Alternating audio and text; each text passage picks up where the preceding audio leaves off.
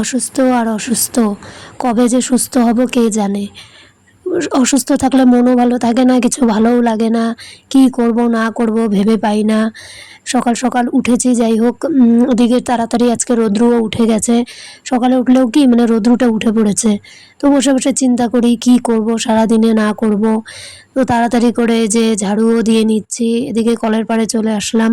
আজকে রৌদ্রটা খুবই উঠেছে, 2 দিন এই 2 দিন বৃষ্টি হয়, এই 2 দিন রৌদ্র হয়। তো তাড়াতাড়ি করে কলের পাড়ে চলে আসলাম, যেহেতু কাপড় কাচার আছে কিছু, তো ভাবছি একবারে স্নান করার আগে, সকালে যেহেতু স্নান করি, তো স্নান করার আগে কাপড় টাপড় এগুলো কেচে নিব ভাবছি। এজন্য তাড়াতাড়ি করে যে মোটর দিয়ে পাইপ দিয়ে জল টল তুলে এদিকে কাপড়ও কেচে নিলাম কতগুলো। তো রৌদ্র যেহেতু ছিল, তো তাই ভাবছি যে কাপড়গুলো কেচে নিই। তো তারপরে স্নান সেরে এদিকে পুজো দিতেও চলে এসেছি। তুলসী মন্দিরে পুজো দিয়ে নিচ্ছি, কিছু কিছু ফুল আছে ওখানে ফুলও তুলছি। পুজো দেওয়ার সময়টাতেই ভালো লাগে, একটা আনন্দ লাগে, তখন মনটা একটু ভালোও থাকে। তো যাই হোক, পুজো টুজো সেরে যে এখানে ক্রিম লাগাতে চলে এসেছি। তো এই ক্রিমটা ভালো আছে, মানে ক্রিমটা আমি অনেক দিন থেকে ইউজ করি। এটা হলো জোভিজের সানস্ক্রিন।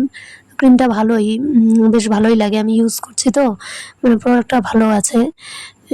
তো যেহেতু স্নান টান সেরে পুজো দিয়ে এসে এদিকে আমি এই যে ক্রিম লাগিয়ে নিয়ে তারপরে ভাবছি রান্নাঘরে যাব, কি করব না করব। রান্না টান্নাও হয়ে গেছে আমার, তো এদিকে খেতেও বসে পড়েছি।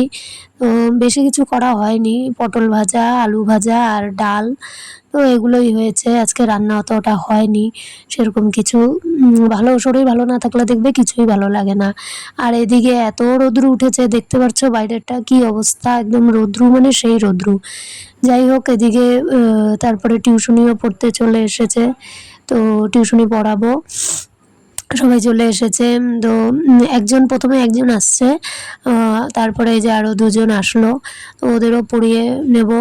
এই 3জনকেই পড়ানো হয়, 3জনই আসে পড়তে, টিউশনি পড়তে। তো এই পড়ানোর টাইমটাতেও একটু ভালো লাগে, যাই হোক সময়টাও কাটে আর মনটাও ভালো থাকে।